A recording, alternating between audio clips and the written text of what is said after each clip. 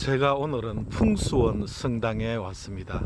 풍수원 성당은 행성에서 서울까지 국도로 가다 보면은 중간에 있거든요.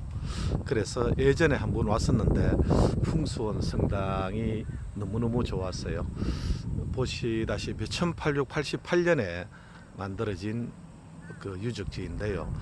그러니까 지금 132년이 되었는데 아주 그때도 가보니까 너무 좋아가지고 언제 한번 찍었으면 했는데 오늘 이게 성당 건물이 이렇게 보입니다.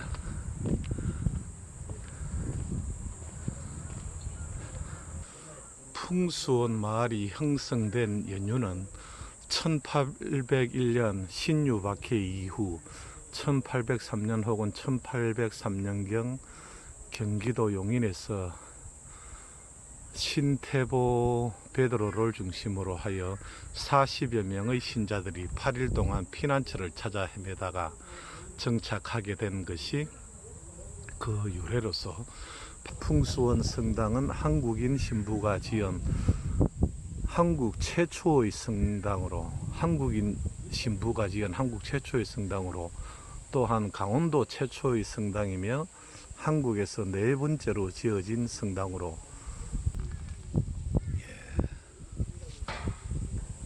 아주 멋진 건물입니다.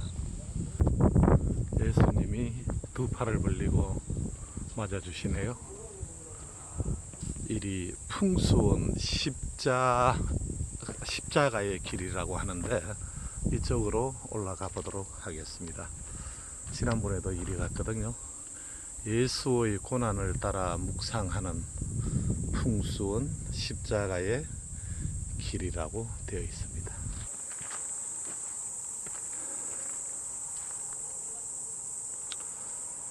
저기 밑으로는 성당과 성당 옆에 아주 큰 느티나무가 보이고요. 그리고 저기 국도가 있습니다. 저게 행성에서 양평으로 해가지고 서울로 가는 경강국도입니다. 경강로라고 하죠. 예.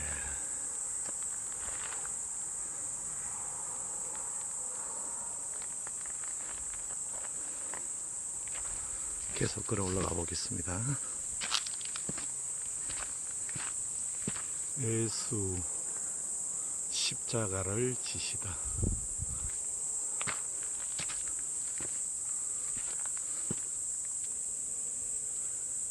예수 첫 번째 넘어지시다.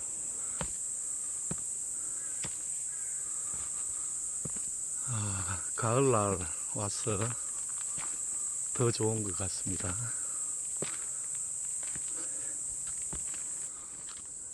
크리스찬들이 오면은 아주 더 좋은 그런 길이 될 것 같습니다.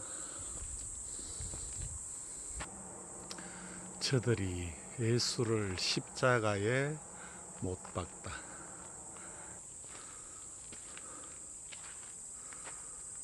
예수 무덤에 묻히시다.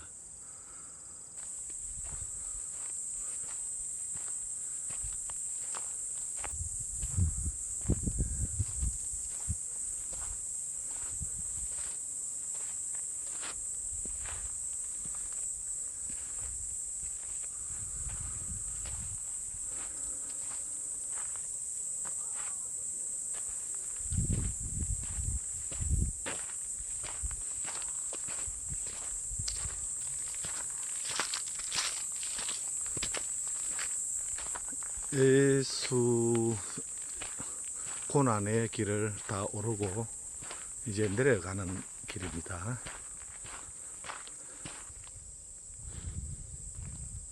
내려가는 길에 성모 7고 동산이라고 있네요. 성모님의 7가지 큰 고통을 겪은 동산이라고 되어 있는데,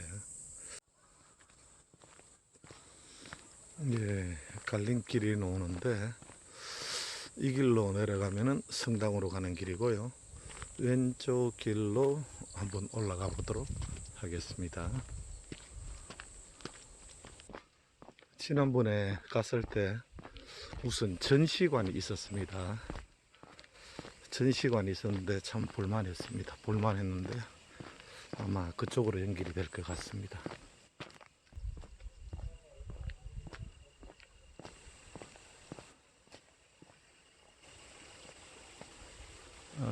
여기는 가마터, 원터, 쉼터라고 되어 있네요.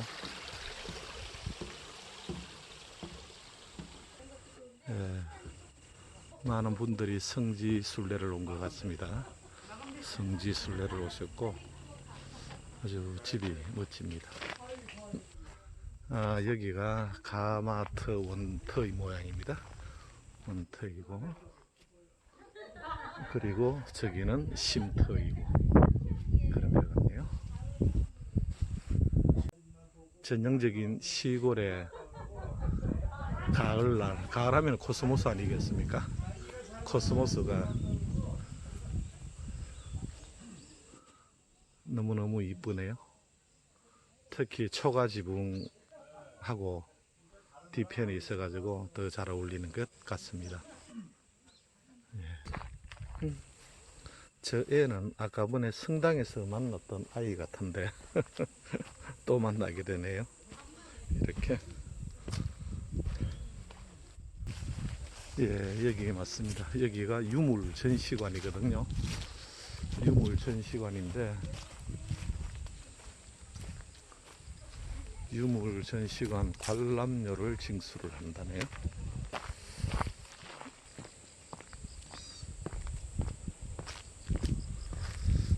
개인이 유물을 수집을 했다가 이걸 강원도에 기증을 했고 그것을 여기에다가 전시관으로 만들었다라고 지난번에 그렇게 제가 읽었던 것 같습니다.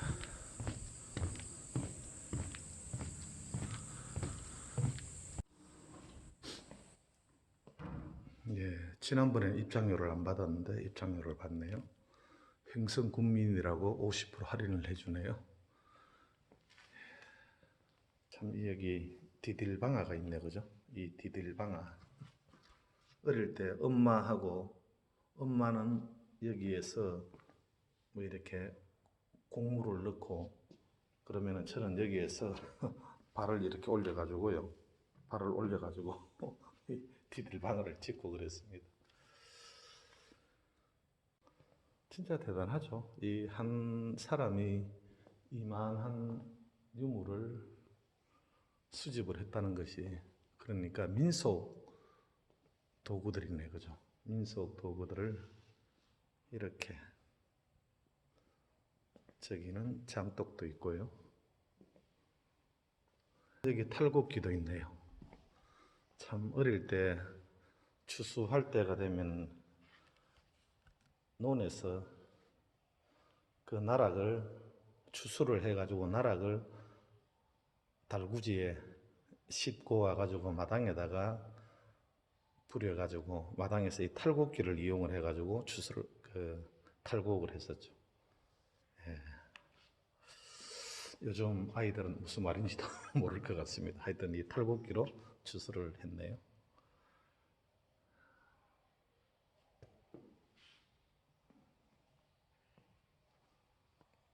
서래가 있네요. 앞에 소가 끌고 이 소 뒤에 저 서래질을 하는 거죠. 지금은 뭐 경운기가 다 하지만은요. 어릴 때는 서래질을 하고 있습니다. 달구지가 있네요. 달구지, 수레. 추수를 할 때가 되면은 여기 앞에는 이제 소를 연결해 가지고 끌고 논에서 저 수레에다가 말이죠. 벼를 실어 가지고 볏집을 실어 가지고 볏단을 실어 가지고 마당으로 끌고 오는 거죠. 지금은 논에서 다 추수를 다 하지만서도 탈곡까지 다 마치지만서도 그 당시에는 참 초등학교 때 중학교 때도 그랬을까요? 저기 나락을 추수를 한 나락을 진짜 가득 싣고 그 위에 제가 타고 이렇게 왔습니다. 아버지께서는 소를 이렇게 몰고요. 갓도 있고.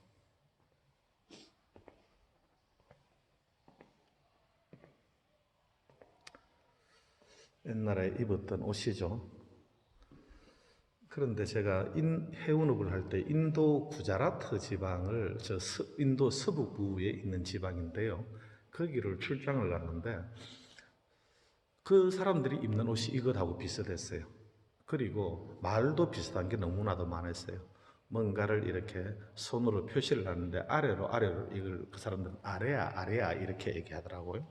그렇게 얘기하고 참 말이 닮은 게 너무나도 많았습니다. 김대근 신부님 조상이네요. 제가 대구 대근고등학교 나왔거든. 김대근 신부님을 주보로 모시는 학교를 제가 나왔습니다. 그러하다 보니까 학교의 어떤 분위기가 상당히 학교 교훈이 언제 어디서나 양심과 정의와 사랑의 삶이거든요. 진짜 딱 그런 분위기였습니다.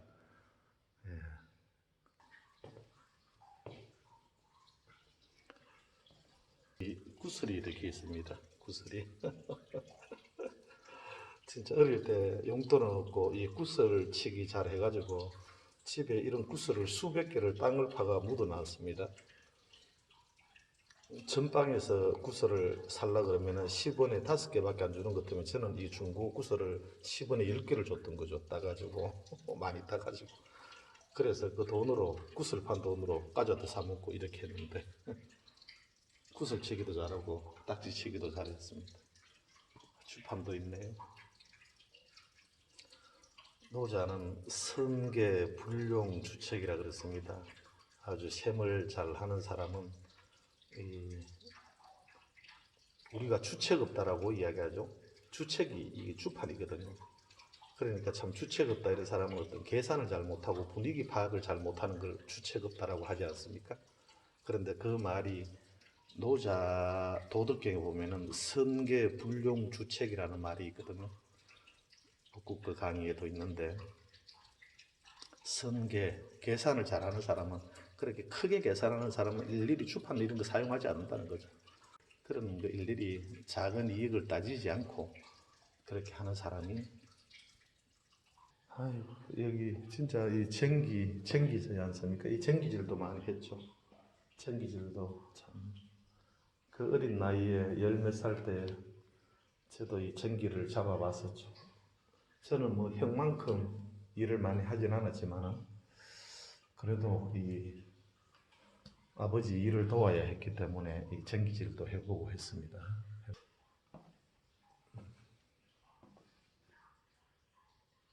모내기 어릴 때 이 두레라 해가지고 이 모내기를 할 때가 되면은 동네 사람들이 전부 다 한 집씩 서로 도와주는 거죠. 도와주면은 어느 집에서 모신기를 하면은 저녁에는 그때는 뭐 돈으로 쳐주지 않고 그냥 같은 서로가 이렇게 그 도와주는 거기 때문에 저녁에 식사를 한 끼 대접하는 게 다였습니다. 그래서 어머니께서는 남의 집에 모신기 하는 날 가가지고 모신기를 도와주고 나면은 그러면 저녁에 거기에 그 집에 식사를 하러 가는데 어린 저를 꼭 데리고 갔었어요. 그때는 이렇게 맛있게 잘 먹을 기회가 잘 없기 때문에 모신기 한 집에서는 음식을 많이 준비하거든요. 그러면 따라가서 실컷 먹고 오는 거죠. 그런데 나이가 몇 살인지는 모르겠는데 어느 정도 나이가 들고 나니까 어머니가 계속 저를 데리고 가려고 하는 거 이제 가기가 싫은 거죠. 거기 가서 밥을 얻어먹는 것 같고 해가지고 그런 기억이 납니다. 참 어머님이 그립네요. 예. 밖에 저기 뭡니까? 우물도 있네요. 예, 우물. 참 저기 마중물을 부어야지 이제 또 물이 올라오죠. 올라오는데. 풍수원 성당 오시면은 이 유물 전시관에 한번 이렇게 들러보시길 바라겠습니다. 아주 볼 게 많이 있습니다. 가마가 이렇게 있네요. 가마가. 양반들은 이런 데 타고 다녔겠죠. 물레방아도 있고요. 물지개도 있네요. 이런 물지개는 아니었지만 저희 시골에도 이게 가물면은 그 개천 건너편에 있는 집에까지 가가지고 물을 길어로 갔었는데 이런 물지개는 아니고 일반 하여튼 양동이를 쥐고 갔었네요. 이거 아시는 분 아시죠? 화장실 푸는 동장군입니다. 동장군. 저희 형은 중학교 나이 때 학교 가기 전에 이런 동장군에다가 참 한 통씩 이렇게 산밭에다가 푸고 학교 가고 그렇게 했습니다. 예.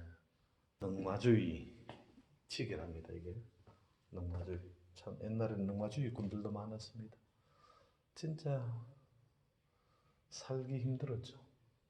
먹고 사는 것을 참 해결해주는 중국의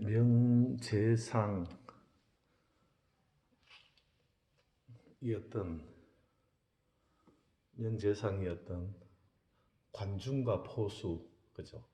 그 관중이 재상으로 있을 때 참 그 나라가 진짜로 잘 살았다는 거죠. 관중은 재상이었는데 왕보다도 더 잘 살았다는 것 아닙니까? 그래도 백성들이 아무도 그것을 시기하거나 안 좋게 얘기하지 않았다는 거죠. 왜? 백성들을 더 잘 살게 해줬기 때문에 세금을 줄이고 하여튼 부국 강병책을 그렇게 썼던 거죠. 그런 또 관중을 그 포수기 추천해가지고 어쩌면 죽어야 될 사람을 재상을 시켜준 거죠. 그런데 그 관중이 하는 얘기가 노상국 곡관이 넉넉해야지만이 예절이 나온다는 거죠. 예절이 인심과 예절이 나오는 거죠. 먹고 살기가 어려운데 예의를 갖추고 할 수가 없는 것이죠. 창고가 곡간이 넉넉해야지 예절이 나오고, 그리고 어떤 개인도 먹는 게 넉넉해야지 영예와 부끄러움을 안다라고 했거든요. 그러니까 이게 먹거리가 먹는 게 문제가 해결이 안 되어지면은 예의고 이런 것을 염치고 이런 어떤 그런 그게 없게 되는 거죠. 그래서 먹는 문제를 해결해 줌으로 인해서 이렇게 잘 다스리는 것이 하여튼 무위 정치를 하는 그 다음으로 하여튼 훌륭하다라고 이렇게 얘기했거든요. 예, 장독대가 엄청 크네요. 이런 게 엄청 비싸더라고요. 제가 이천에 여주에인가요? 여주에 갔다가 이거 저희 집 2층 베란다에 이런 장독대가 좀 있으면 싶어가지고 거기 여주가 도자기가 유명하지 않습니까? 그래서 이런 장독대가 있길래 알아봤더니만 상당히 비싸더라고요. 예. 자, 나가도록 하겠습니다. 이제는 유튜브 방송을 하다 보니까 아주 이렇게 뭐 지나다가 좋은 게 있으면은 이렇게 참 촬영도 하고 참 희한한 세상에 살고 있습니다.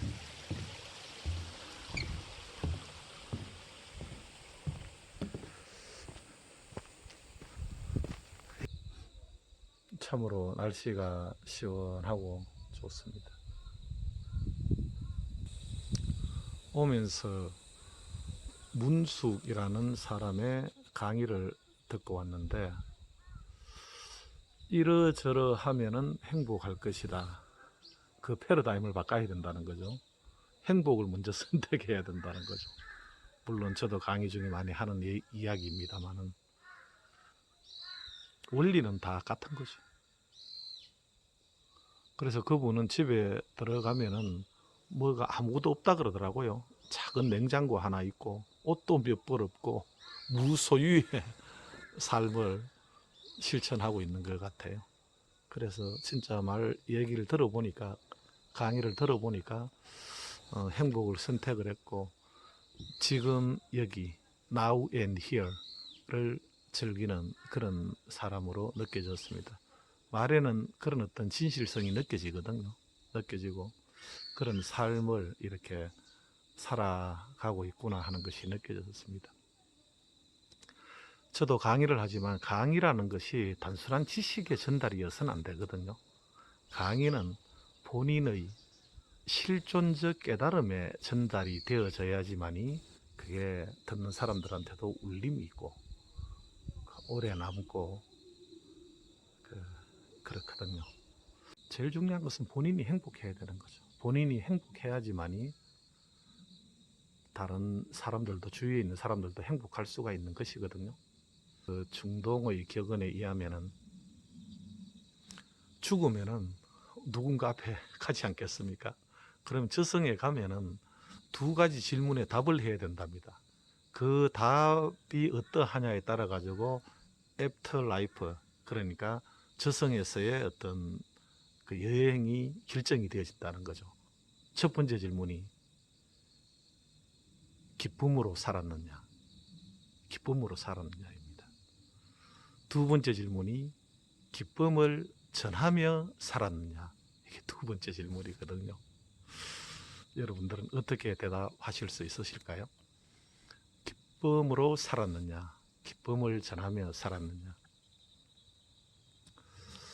그리고 또 인도의 경에 보면은요, 인도의 뭐 우파니샤드하고 이런 많은 경들이 있는데 거기에 의하면은 저승과 이승이 다르지 않다는 것을 아는 사람은 그 사람은 깨달은 사람이라고 했어요. 달리 얘기하면은 이승에서 기쁨으로 그렇게 살아야지만이 저승에 가서도 그런 것을 할 수가 있는 것이죠. 죽고 나면 순수 의식만 간다라고 하지 않습니까? 그런데 그 의식은 죽지 않는 것이죠. 뭐 영혼이라고 표현하든지. 그런데 그게 이 이성에서는 항상 말이죠. 의존성이 있고 빈곤의식이 있고 그렇게 했는데 내가 죽고 나면은 저기에 가면은 진짜 어떤 풍요의식, 어떤 항상 이게 그 어떤 행복만이 있을 것이다. 그런데 그 의식 가지고 그대로 가는데 그렇게 되어지질 않는다는 거죠. 그래서 지금 이성에서 행복하고 기쁨으로 살고 그러했던 그 의식이 그 의식대로 저승이 펼쳐지는 거죠. 그래서 지금 그 심리학에서도 똑같은 얘기거든요. 그 문숙 씨가 하는 얘기도 그렇고 지금 내가 행복을 선택을 하고 행복해야 된다는 거죠. 스티븐 코비 박사는 외부의 날씨는 우리가 어떻게 할 수 없지만 내면의 날씨는 내가 선택을 할 수 있다는 것이거든요. 우리 안에는 그런 선택할 수 있는 힘과 자유가 있다는 것이죠. 진리를 쫓아가서는 잡을 수가 없다 그랬어요. 품으면 새 나가고 쫓아가면 도망가고 그럼 진리를 어떻게 잡을 수 있느냐? 내가 진리 자체가 되어 있는 수밖에 없다라고 했거든요.